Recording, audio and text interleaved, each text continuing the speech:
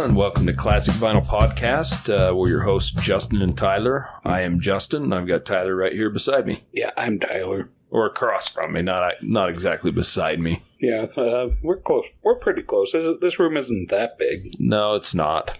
So this is the podcast where we review classic vinyl albums from the 60s and 70s, and in the classic rock era, I would say, rock and pop. And most of these albums are albums that I've enjoyed for years or somewhat enjoy, and a lot of them are albums Tyler is hearing for the first time only just right before we hit record.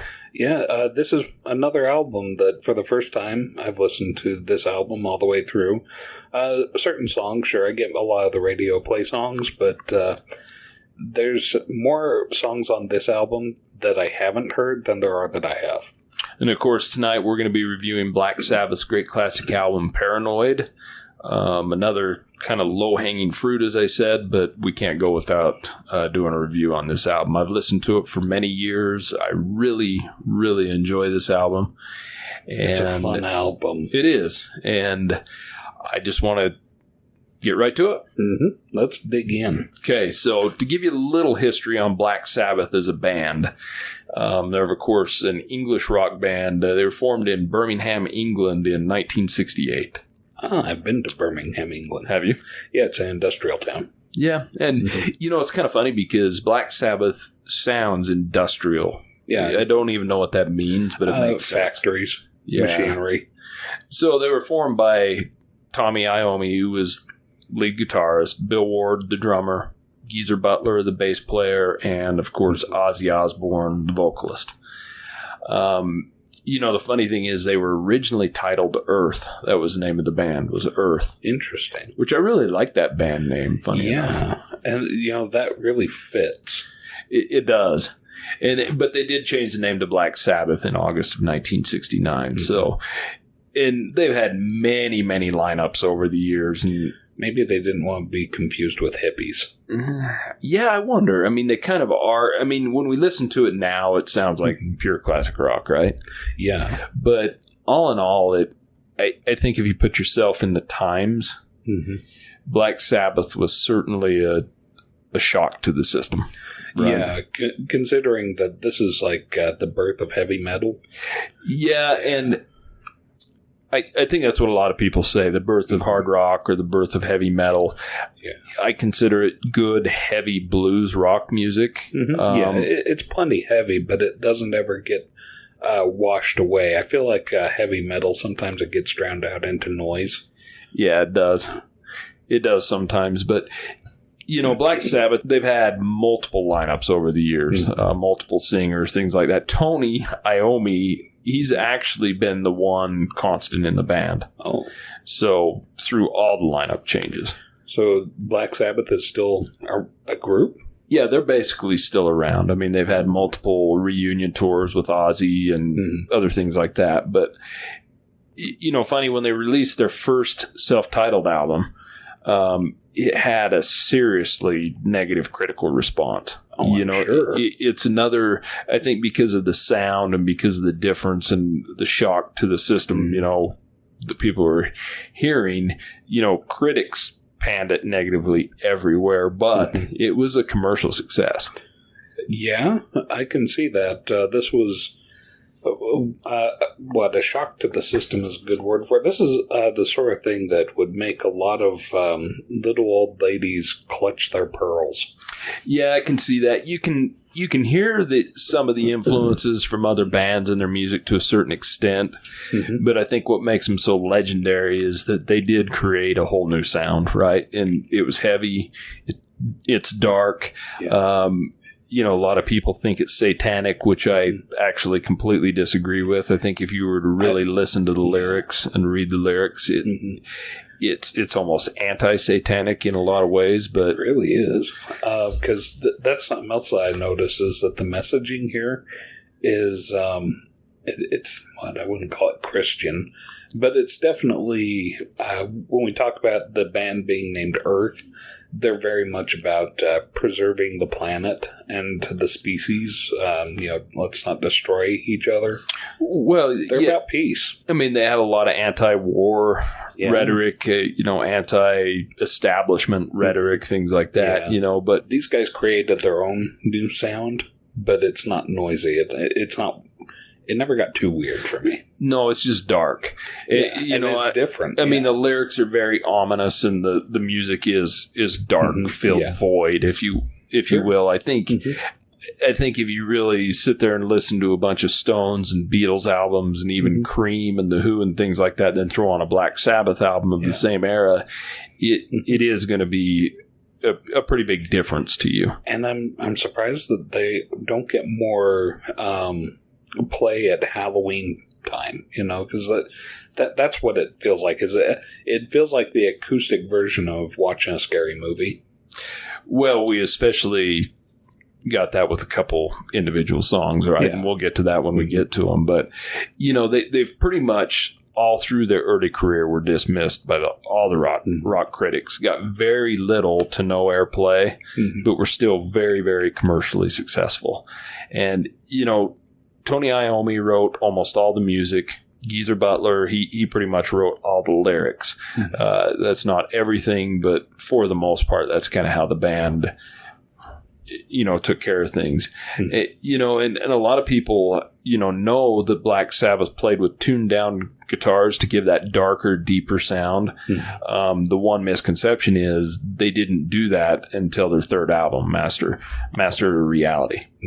So here on Paranoid, the guitars are not tuned down. They're in standard tuning, which is, a lot of people don't know that. But interesting. They've sold over 70 million albums worldwide, which is pretty impressive. Yeah. People like them. And they're obviously, people consider them, a heavy metal band.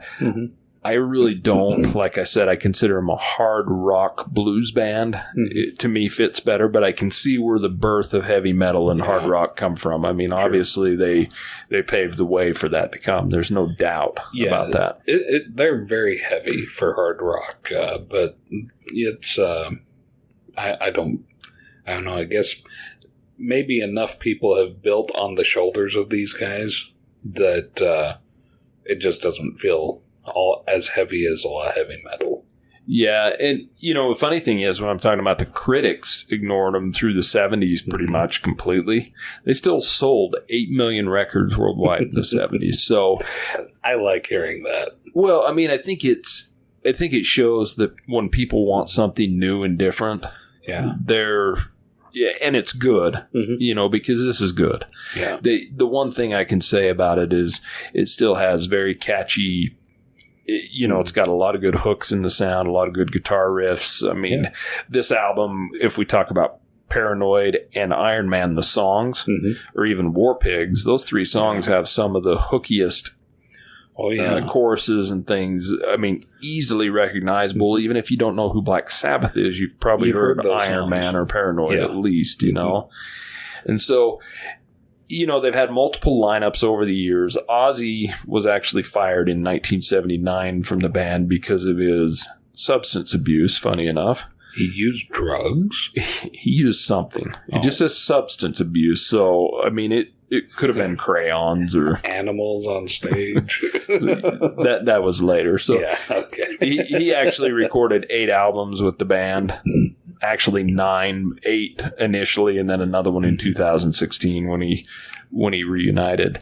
He was actually replaced by Ronnie James Dio, who give Black Sabbath a completely different sound, the way he sang, and I think really propelled them into that heavy metal. And with Dio, they recorded 4 albums, and he actually reunited with them later as well. Ian Gillan, who was the lead singer for Deep Purple for a while, also joined the band from like 1982 to 84 or 85. I know for a couple years right there. So he was in the band as well. They've had multiple other singers, Glenn Hughes and Tony Martin, a couple of them to name, Ozzy rejoined from like 97 and 2006. They did some other reunion tours in 2010 and 14 and even after that. So, they've had a lot of different lineups, but I think they've always stayed pretty true to the Black Sabbath sound, you know? Yeah, they're very much, still going. They are. Yeah. So, let's get to the album. Yeah. So, obviously, Paranoid, it's their second studio album from Black Sabbath, released on September 18th of 1970. They were signed to Vertigo Records in the UK, and they were on Warner Brothers Media in the US, which I don't know if they're sister companies or whatnot, but... Be interesting to find out. Rolling Stone ranks this album number 1 on the top 100 metal albums of all time. I can see that. I think from the music, from the huge influence it gives, and just everything it created, I mean, just a super successful album. And Rolling Stone also ranks this as 139 of their top 500 albums of all time, of any album.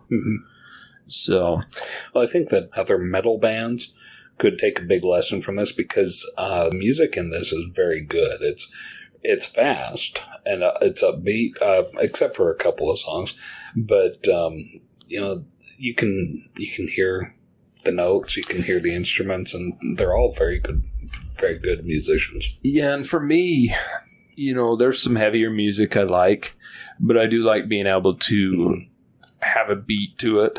Yeah. Have a hook to it, being able to hear the lyrics. It's funny because you can hear Ozzy, what he's saying, better when he's singing than you can if he's just talking. Very if you true. ever listen to Ozzy talk on TV or something. And I was surprised at how well I could understand Ozzy. Of course, he has been battled down for years and years with his substances, correct? Yeah, that's true. So... it was produced at Regent Sound Studios in London. The producer was Roger Bain. The album was actually originally called War Pigs, which is the song that kicks off the album.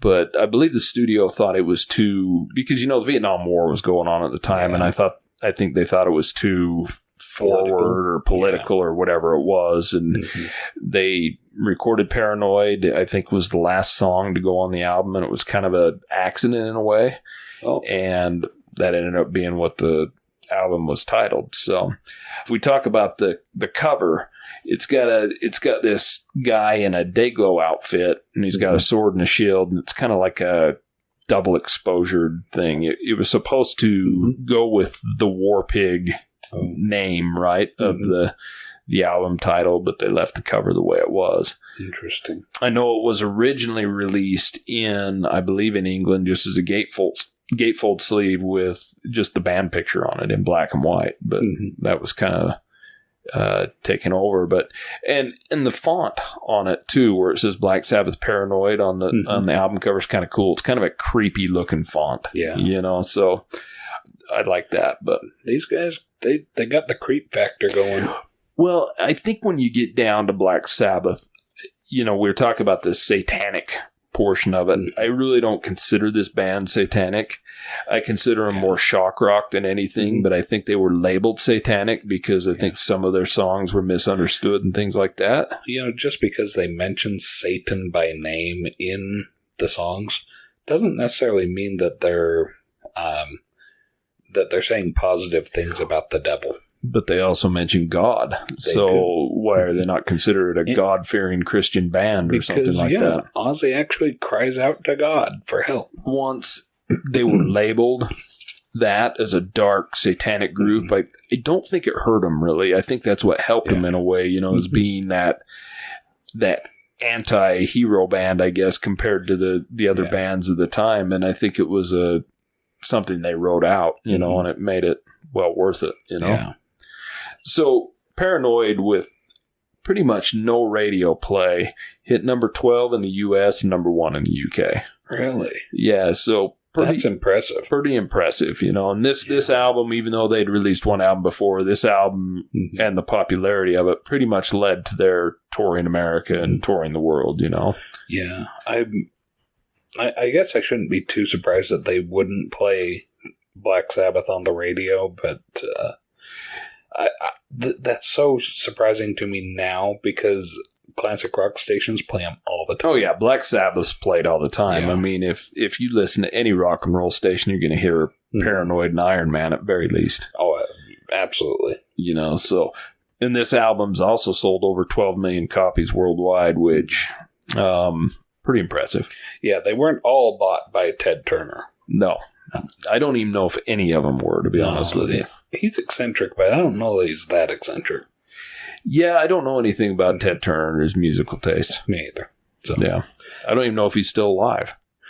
Well, if only we had some sort of magical box in our pocket that could look that information up, but that'd take away from our recording. I really don't care. To be honest with you, I don't either. So let's get to the album then. All right. So side one, the vinyl opens up with War Pigs / Luke's Wall is what it was called. Luke's Wall. Yeah. It's an interesting name for this because, I mean, War Pigs fits. Yeah. I know this. I think this is one of the longest songs on the album, if not the longest. It's about 8 minutes long. The original title of this song was Walpurgis, which actually was a Christmas for Satanists, is what it meant. Yeah. And, you know, this is an anti-war song, and so they named it that because they basically thought the Satanists were in charge of the war, right? And that's when a lot of people look at this and say, well, he mentioned Satan in here and this is a satanic song. I don't think it's anything. If you really want to read the lyrics, read the lyrics. He's saying Satan's basically creating this war. And yeah, this is like saying that the Bible's satanic because it mentions a war in heaven where Michael the Archangel casts Satan out of heaven. Yeah, I think you just need to read into it a little bit, but I don't think they did a whole, you know, I think they liked writing that way of being that, you know. The writing in this is amazing. So graphic and so excellent imagery. So the instrumental, to answer your question on the Luke's Wall part, that's actually what they titled the instrumental that is kind of the outro to this song. Okay. They have a couple songs like that they name two different things. I wonder if Luke is supposed to be like short for Lucifer or something. I don't know. See, there you go, satanic again. Yeah. And well, I'm looking at like Walpurgis. If it's like Lucifer's Wall. Or Lucifer's Walpurgis, like Christmas is the Mass of Christ. You know, and see, here we go with the lyrics again. I think, honestly, and I could be wrong, but I think you're reading into it deep. I think shock rock is the perfect example, and I think a lot of this was their feelings on things, and they threw a lot of words in there to be very shocking and, dark and doomy and stuff like that. Yeah, this song probably curled the hair of a lot of mamas. I wouldn't doubt it. Yeah. So like all songs on this album, they're all sang by Ozzy Osbourne. And the song is credited to the whole band as writing it, but Geezer Butler actually wrote the lyrics on this. Oh. So, the bass player, which you'll see Geezer writes most... Geezer, what a name, right? Yeah, it's quite a name. He writes most of the lyrics. Was he a bit older than them? Is that a nickname? Do you know? I don't know. I'm pretty sure that's his name, but we'll have to research into that. But, you know, I do know, before we kind of get into our review of this song, you know, a lot of people, and on a lot of lists, they consider this one of the best heavy metal or heavy rock songs of all time, or very high on the list. Yeah. And I don't disagree with them on this song. I love this song. I love the nuances in the song. You know, it opens up with a bass intro. It's pretty simple. Yeah. Hits an air raid siren, which, you know, signals to war, right? Yeah. And it's got that dark sound, but it's heavy, but not too heavy. So what do you think of this song? It's fun to listen to. This is one you've heard before. This is one that I've heard before. You know, this one, I don't know that I've got the same love story looking back at my experience with this song before that other people have, but listening to it and like really listening to critique it this time, I've got that love story now. This is a great heavy metal song. Well, and it does take you on a journey. Yeah, it does. You know, I mean, from the simple bass line that intros on it, and the drums in it are excellent. Excellent drum work.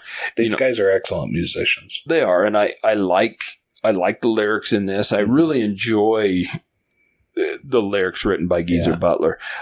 In fact, one of the weakest songs, if I do consider probably one of the weakest songs on this album, were lyrics written by Ozzy himself, and we'll get to that one when we do. Okay. But Ozzy's a really good singer. He's the right guy to be singing. I think calling him a good singer is a bad way to put it, in my opinion. I think he's a perfect singer for this situation. Yeah, for sure. Because you're not going to hear him. I don't think you'd want to hear him singing the national anthem. No, he's not he's not Andrea Bocelli. He's not somebody that you want to just sit and listen to him sing a cappella. But as the lead singer of Black Sabbath, he's perfect. Well, he's perfect because you got the dark, really deep sounding music. And he's kind of a shrill voice in a way. And it just fits. Shrill but clear. Yeah, it's pretty clear. And this truly is an anti-war song. It starts off in some of the lyrics, and I really enjoy the lyrics in this one. Politicians hiding themselves away. Yeah. Basically saying politicians are the ones that are starting these wars. But I ain't no senator's son. That's a different band, but close. But that's kind of the thing, right? Yeah. Is that, hey, the politicians are never the ones that have to go out and pick up the guns and march into oncoming fire, right? Exactly. It's your sons, it's your friends, it's the working class. The working class, and they do mention Satan in this. Satan laughing spreads his wings. Which is awesome imagery. It is, because I don't take that as satanic. I'm taking that as, he's pleased with war. Exactly. Yeah. He loves watching us destroy each other. And this is an anti-war song. Yeah. And, I really enjoy the instrumental at the end of this song. I guess the whole song is good because, like I said, it takes you on a journey, hits the instrumental, which is apparently called Luke's Wall. And the only thing I don't really like on this song is how at the very end it speeds up to finish. And I've never really enjoyed that.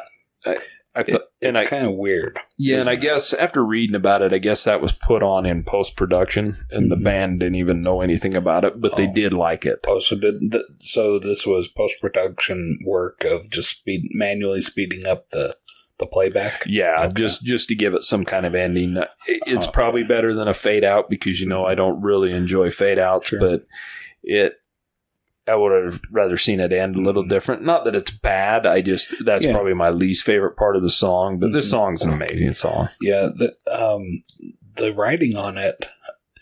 It's amazing how simple some of the words are, and yet the writing is very profound. Like one of the lyrics I jotted down was "making war just for fun." Like there's nothing spectacular about that phrase. But listen to the message of it. And, these are politicians just, running and hiding and getting us involved in war just for fun. Yeah, and getting a lot of young men killed. Exactly. And I don't even know how much for fun it was. I think, it seems like politicians, it's for money and power. But, I would say with Black Sabbath, if you really truly think they're satanic, and I can't really speak for a lot of their later albums with Ronnie James Dio and things like that because I'm not as familiar with those.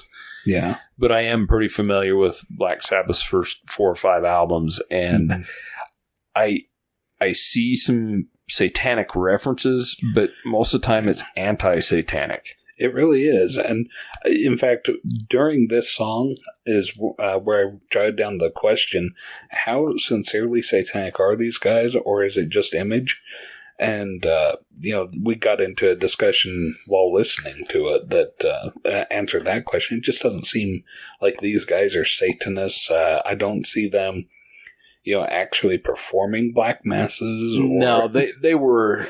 Speaking of black masses, why don't you tell me what you think about that lyric rhyming? How they rhymed masses with masses? Oh, it was poor writing. Yeah, it's kind of interesting. That's probably my least favorite part of Generals the lyrics. Gather in their masses, just like witches at black masses. Yeah, 2 different type of masses. But But the same word. Same exact word, same spelling. little bit corny. I've always Different thought meaning. that was a tiny bit corny, but it is what it is. And you got to remember, these are young kids, and that's why I don't buy into in the the satanic field, the thing. body's burning as the war machine keeps turning. And that's good rhyming. That is, and that not only good rhyming, but the imagery that brings is amazing. And that's just it. These guys are good. Yeah, Geezer Butler, who does most of the lyrics, he's pretty straightforward with them. If you read them, they're not. I mean, some of them have a lot of imagery some are a little to bit them. more poetic than others, but the imagery is always present. Yeah.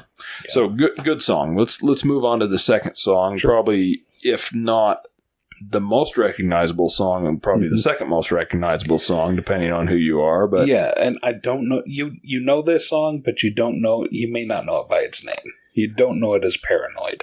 Well, that's funny enough because it doesn't say the word paranoid in the song anywhere. That's true. So obviously this is Paranoid. It was the first single for the band. It was their first single. And they had The Wizard as the B-side. And The Wizard actually is a song that was on their first album. So their self-titled album. Okay. The one you know is My Ringtone. Yeah, that's right. So this again was written... The harmonica. Yeah, this was again written by the whole band, or credited the whole band. Geezer Butler wrote all the lyrics. Tony Iommi wrote the classic riff. And like I said, it was according to history. He just kind of come up with it on the fly, and it was the last song put on the album. So kind of amazing that it worked that way. Yeah. Now, this song didn't get a lot of radio play, just like everything else. It still was able to reach number 4 in the UK and only number 61 in the US, but it did propel them into, stardom in the US. So, yeah. To be charting and without any radio play, I mean, it's just phenomenal to me that you can get as high as 61, and let alone as high as 4.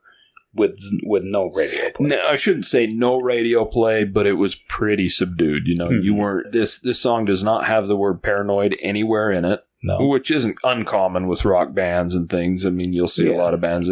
And the song title was... War Pigs didn't mention Luke's Wall anywhere in it. No, it doesn't. Yeah. But it does mention War Pigs. But it can't mention Luke's Wall when it's an instrumental. True. Just telling you. Yeah.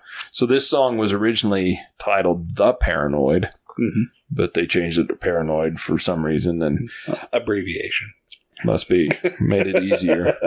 So Rolling Stone rates this 250 on their top 500 list. Or it's been as high as that. That seems low to me. It kind of does for as iconic. Iconic as the band is. As iconic as the song is. I mean... Well, everybody knows this song. Yeah, this song has been covered by hundreds of bands. It's been used in a ton of films, a ton of television shows, and the riff on it is probably the most recognizable thing that Black Sabbath has ever done, in my opinion. I may be wrong, but as far as the general public, either this riff or the riff on Iron Man are definitely the two most recognizable. And the lyrics on this one are really good too. They've got a lot of good feeling to it. Happiness I cannot feel, and love to me is so unreal. Yeah. I mean, that's pretty straightforward, but it gives you that imagery, right? Yeah. And so there's kind of, out of the simplicity comes the poetry. Way to go, Geezer. Yeah, Geezer did an amazing job, I think, on the lyrics. And this is, I'm not fully into lyrics, but or at least I like lyrics. I'm not into deciphering them, but when they're like they are on this, straightforward, but project that imagery, that's what I really enjoy. I gotta say, I had a hard time understanding Ozzy. He wasn't enunciating all that well on this one because he's so shrill. It's hard to make out what he's saying. I think still much easier to understand singing than he is talking. Speaking, yeah. Now, Paranoid for me is an excellent song. To me, this and Iron Man, I assume that accounts for probably 95% of Black Sabbath's radio airplay nowadays. I'm sure. And so, they are a little overplayed. If I'm sitting down to listen to this album, there's not a skipper on this album for me. Yeah. and it's not a very long album. I think he's just barely over 40 minutes, and it's just a really good album. And so, but Paranoid, for me, it's a little overplayed, but an excellent song, an all-time riff that you can't help but know. And if you don't, then shame on you. Yeah. In my opinion. So, excellent song. If you have no idea after what we've just said, what this song is, just go Google it and listen to it, and Spotify, whatever you do to listen to it. Yeah, and don't get that confused with last week's episode on Grand Funk Railroad, where they have a song named Paranoid. Yeah, different song. Just remember, Grand Funk came out with their song first. Yeah, that's important to remember. Just different songs altogether. Mm-hmm. Yeah, completely different. What are your thoughts on Paranoid? I get that it's a very popular song. It's been put everywhere. It's, all over the place. Not my favorite, but hey, not a bad song. Yeah. So we move on to song 3. Yeah. Planet Caravan. This song is not heavy metal at all. No. Well, I'm going to challenge you because I don't think any song on this album is heavy metal. Planet Caravan, at initial listen, you would think, okay, this is the song that probably doesn't belong on the album. Probably. But I kind of disagree with that train of thought because it's perfect. It's a perfect palate cleanser in between. I really love Planet Caravan. Yeah. I love how subdued it is. I love Ozzy's voice that they run through. Apparently, I did a little research and they said they run it through a Leslie speaker that had some treble and vibration effects on it. Wow. And it doesn't even sound like Ozzy, right? No, it sounds like they've taken somebody into the men's room, given them a swirly, and the person is singing from underwater inside the toilet. Into a fan. Into a fan, yeah. Yeah. But it's pretty cool. It's got a very ethereal feel to it. It does, and I really like it. I like how slow it is. I like it's kind of a creepy sounding, but again, this was not too creepy though. I could see Bob Ross painting to this music. That might be a little far, but I went there. Yeah.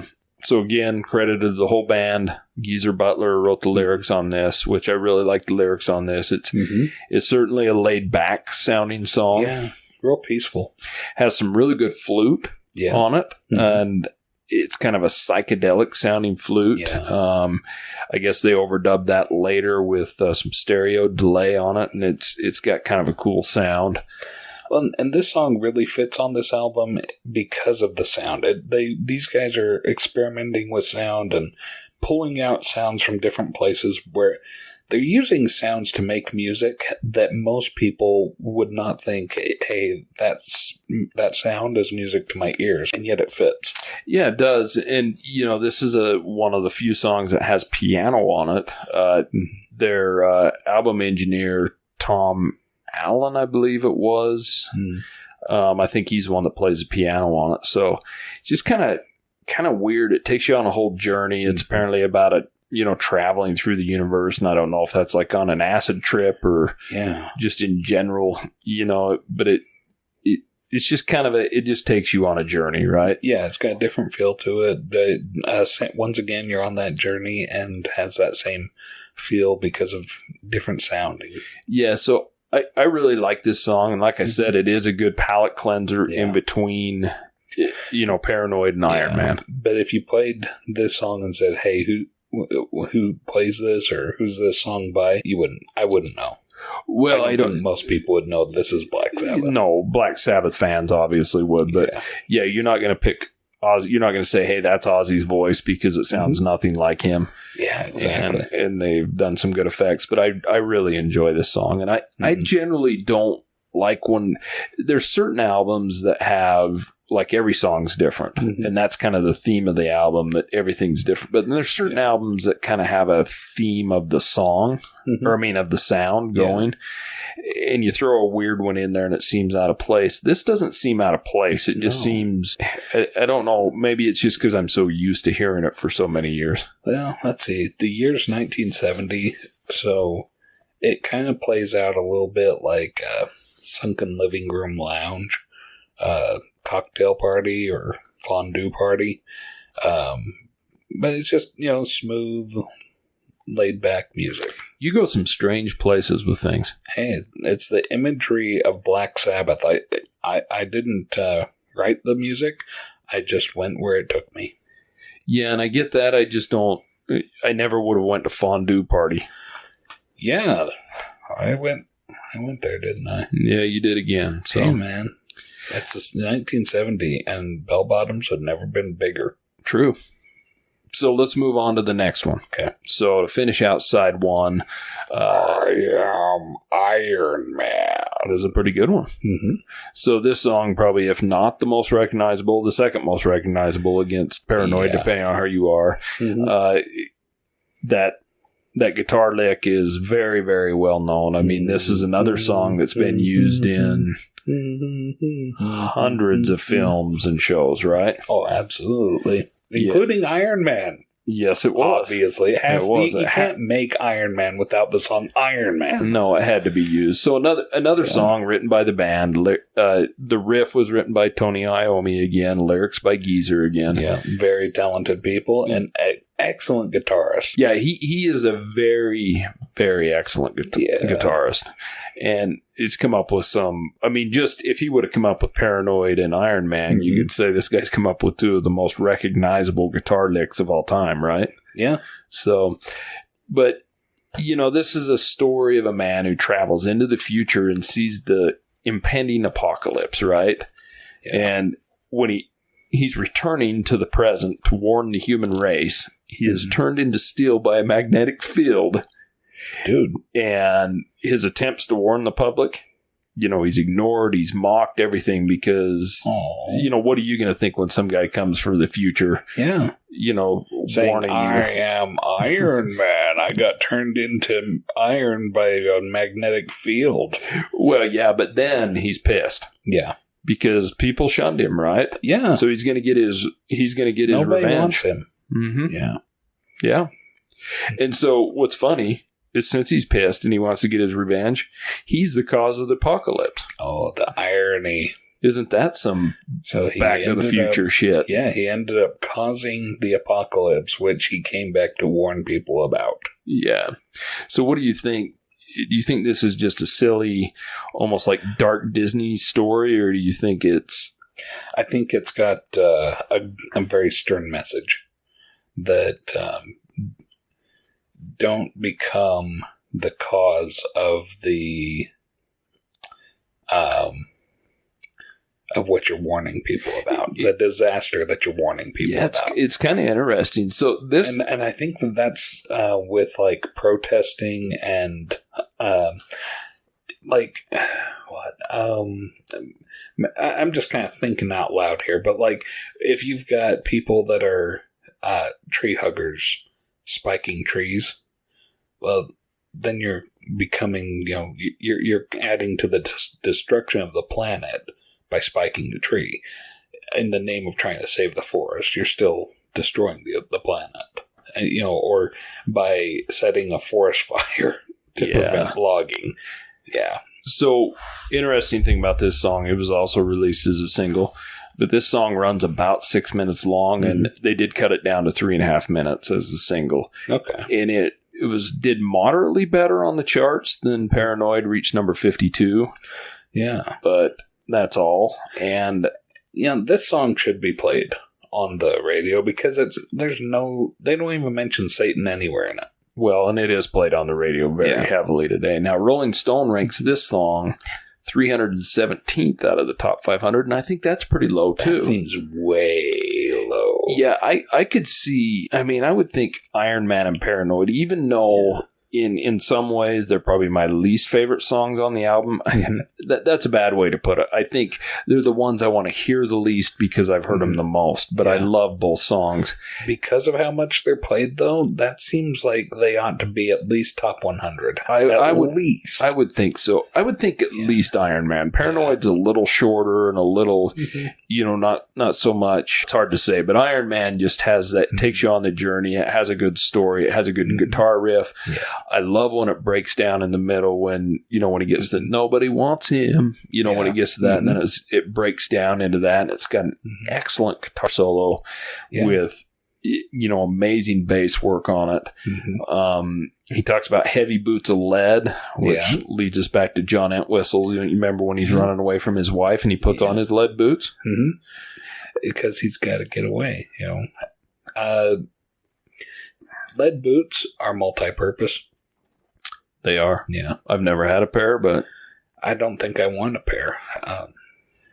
So the instrumentation at the end of this is excellent. It's got excellent guitar solo on it. The drums are amazing on it. This whole song is, this is quintessential. It's a masterpiece. It is. It's quintessential Black Sabbath, right? And it shows everything. Ozzy does an amazing job singing it.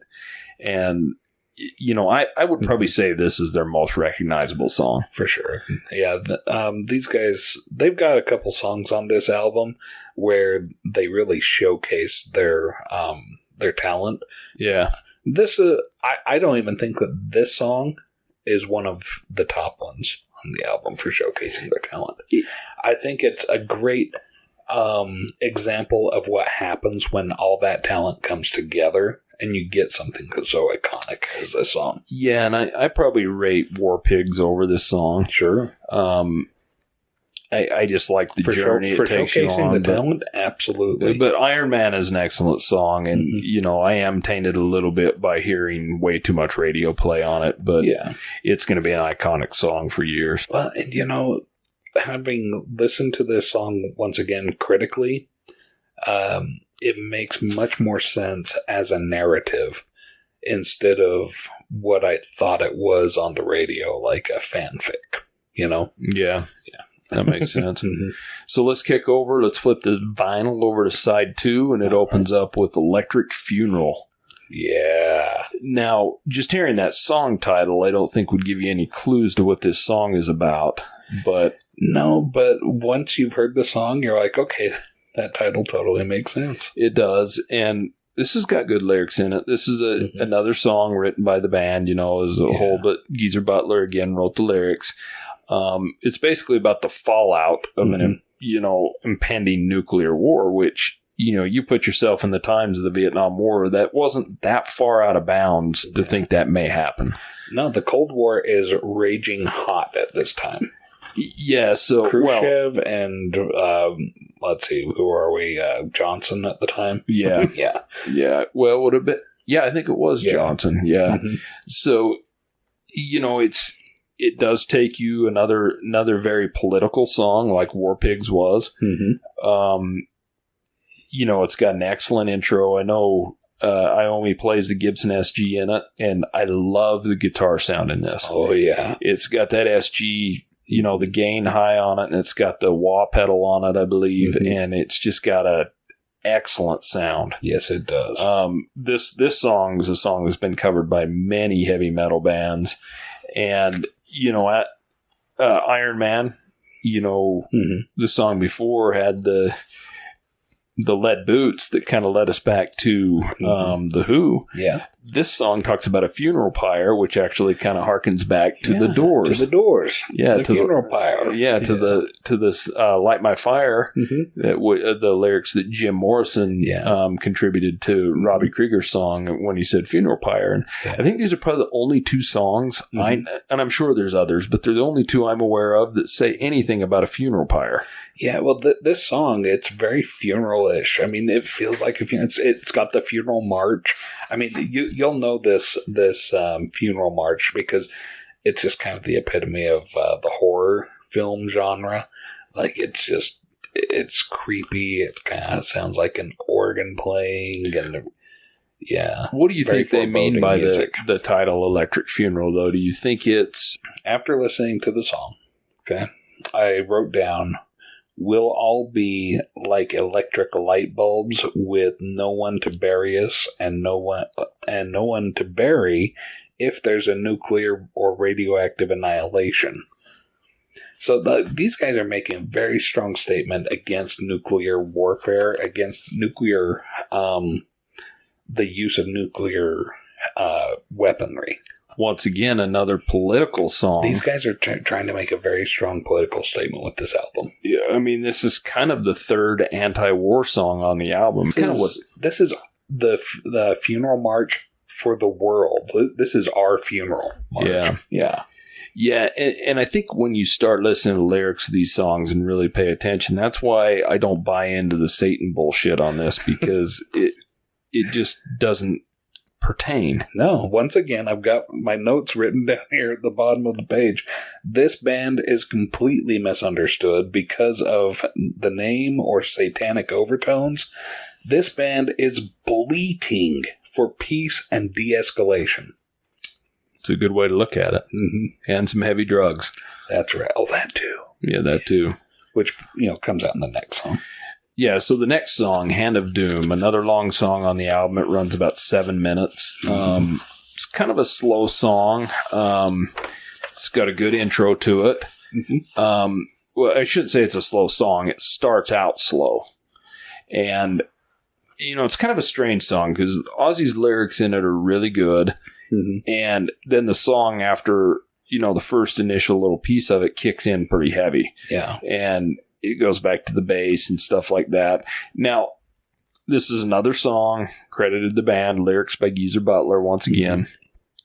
Mm-hmm. What's kind of strange about this song, we'll get into that in a second, but it's another song against the war. Yeah. It's about U.S. soldiers that were arriving in England from the Vietnam War that were arriving with severe, drug addictions, drug problems, issues related to that, all caused by the war, which it was a serious issue, right? It wasn't just the fever that they brought back from Vietnam. No, and they brought back the opiates. Well, that's the thing is, even the people that weren't killed in the war or maimed in some way, come back damaged.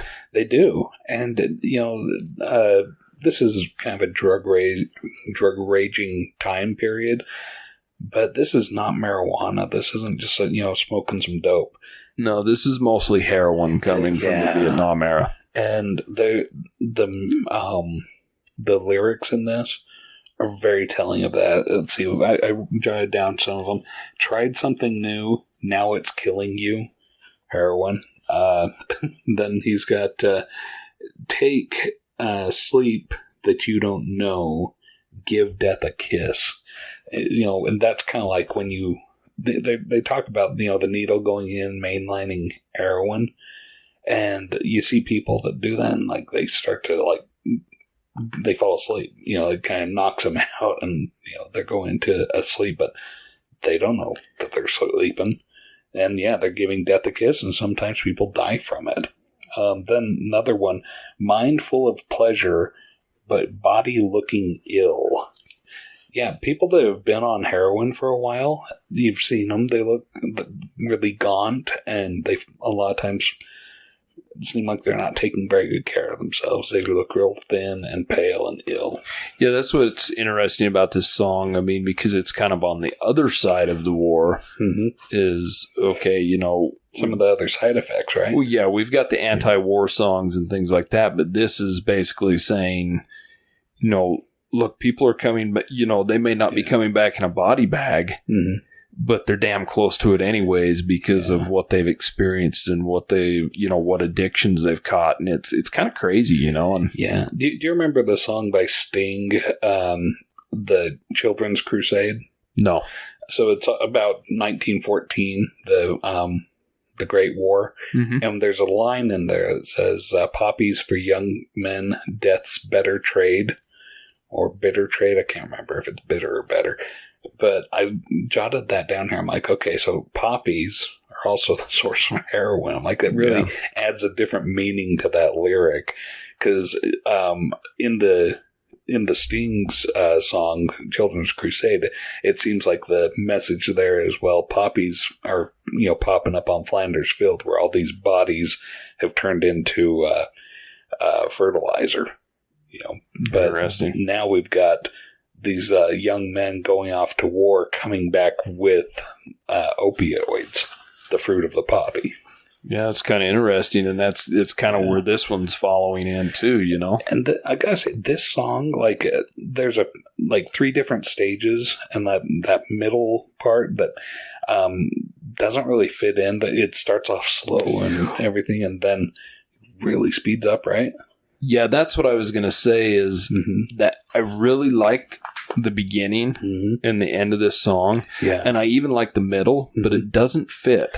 It's almost like it should have been a separate song completely. It does. It's a completely different time signature. It's a completely different song right in the middle. And I mean, that's how it was meant to be. But I think it's just meant to give you that imagery of a heroin trip. Well, it could do. It just, for me, I really enjoy Hand of Doom here. I enjoy the beginning and end. I think they could have done a good instrumental in it and made that as another song, but sure. Hell, it is what it is, right? Still a good song. So, really good song.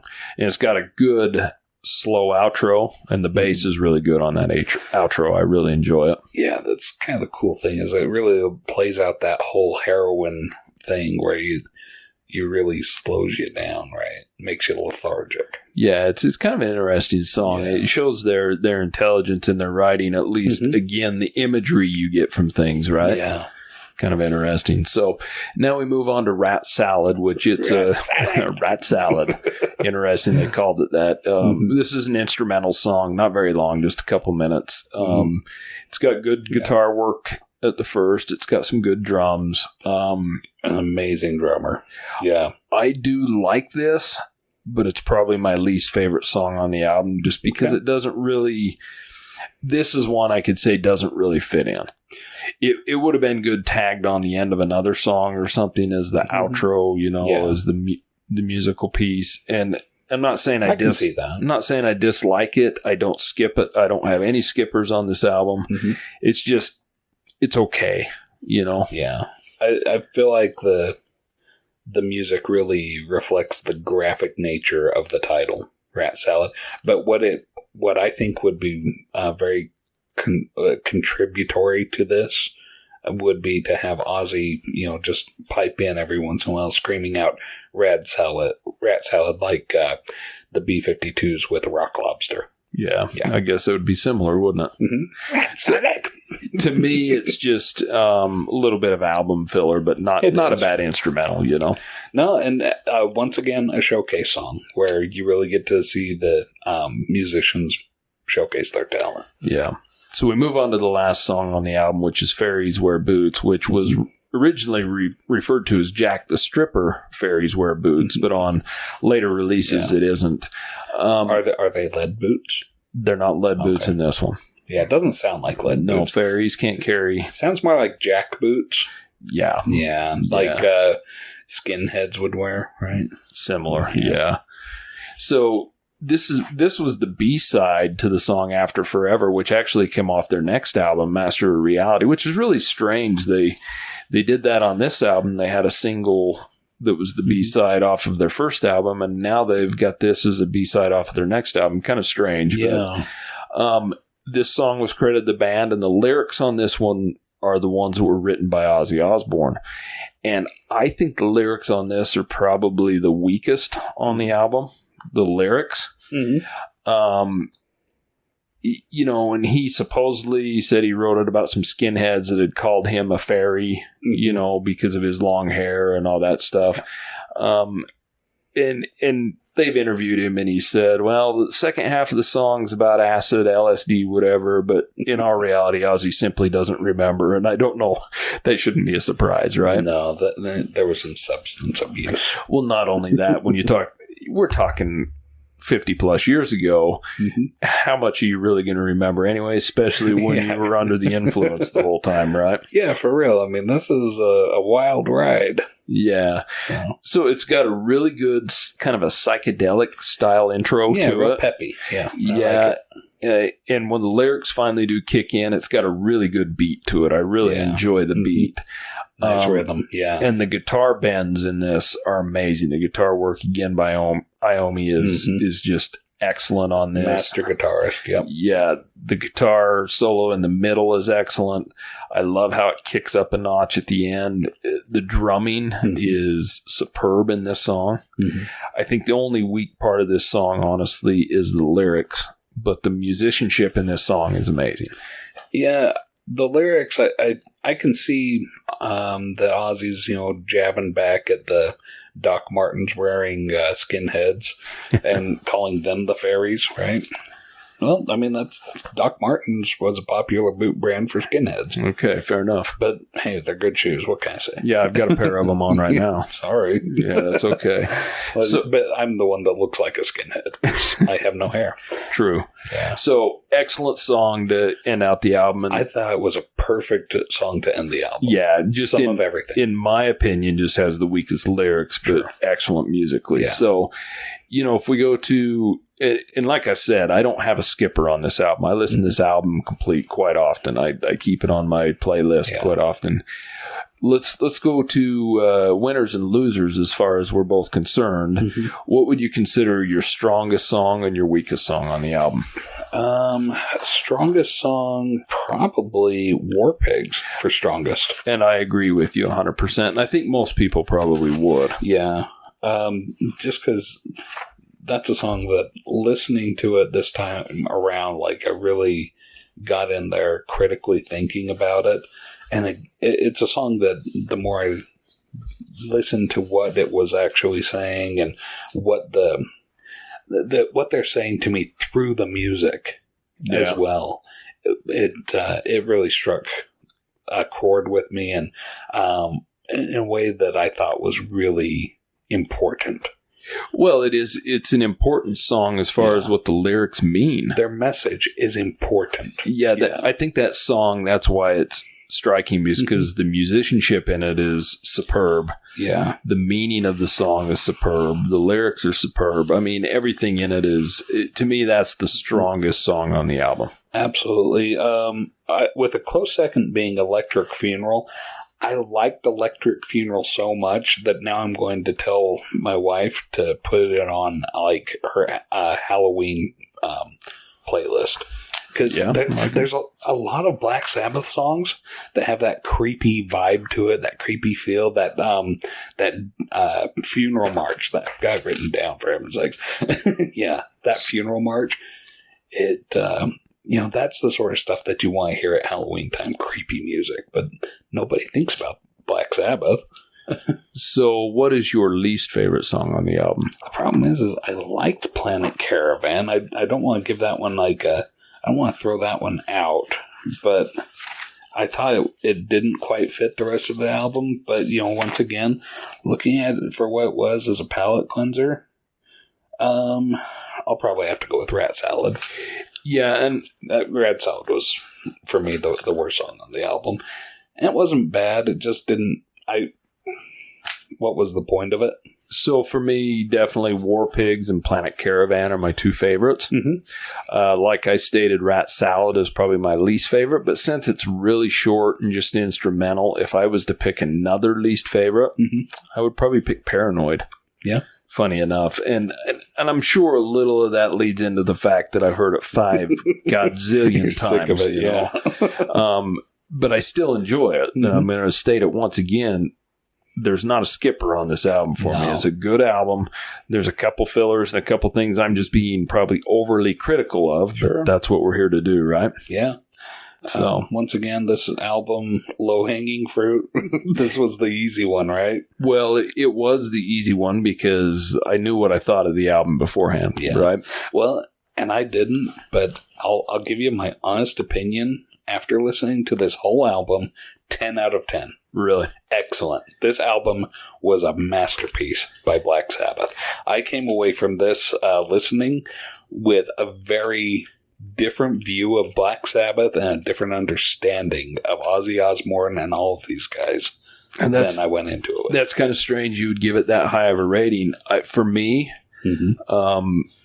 generally when I say there's not a skipper on the album, I would have to say 10 out of 10, right? Yeah. But I think I'm going to have to be a 9 out of 10 on this one. Fair. And I don't even know why, just because I can't, without a doubt, a classic album, right? But this album isn't really you the way the Beatles, the Doors, the Who, some of those guys are. Well, it kind of is. But I don't know. To me, maybe it's hurt a little bit by Iron Man and Paranoid to me. Some of the overplay, yeah. Yeah, and maybe, but I face that with any Beatles album. I face that with any Doors album. I face it with any Deep Purple album, you know. I mean, you take Machine Head with Smoke on the Water.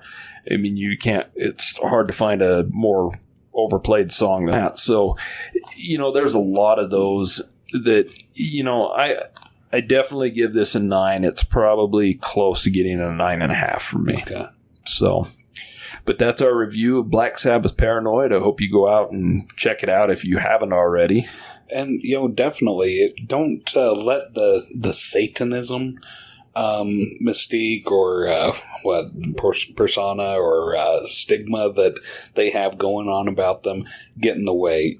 Get past it. Listen to what they're saying. You'll understand. These guys are not telling you to worship Satan. They don't worship Satan themselves.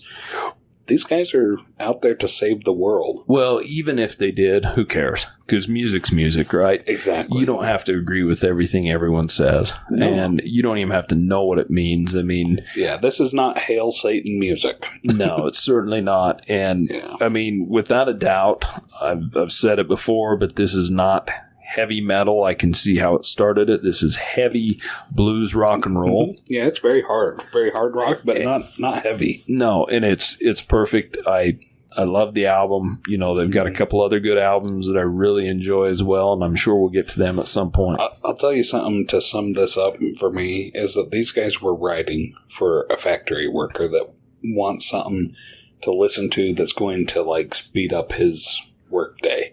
Because, you know, that's kind of how it all plays out. Is a lot of times these, if you work in a factory or if you work, you know, manual labor, you'll often hear guys listening to heavy metal. Well, a lot of times I think that's to get their rhythm sped up so that they work harder and work faster. Yeah, but there is a lot of political meaning in this, too. Is something you don't really associate with Black Sabbath, you know? Yeah, there's something for everybody. Yeah, shock rock, excellent rock. Mm-hmm. They did an amazing job creating a new genre of sound, without a doubt. Yeah, so go out and check out the album. If you already know the album, listen to it tonight. Listen to the other songs. It's amazing. Yeah, it's great. So let us know what you think. Send us an email at classicvinylpodcast@gmail.com. Reach out to us on Instagram at classicvinylpodcast. You know, let us know how we're doing. We appreciate all you guys that are listening to us and downloading our episodes. Every little bit helps. So glad to have you with us. So until next time, we'll see you. See ya. Thank you so much for listening to Classic Vinyl Podcast. And don't forget to subscribe on Spotify or Apple Podcasts or wherever you listen to your podcasts. Follow us on Instagram at Classic Vinyl Podcast for updates, and also share us with your music-loving friends.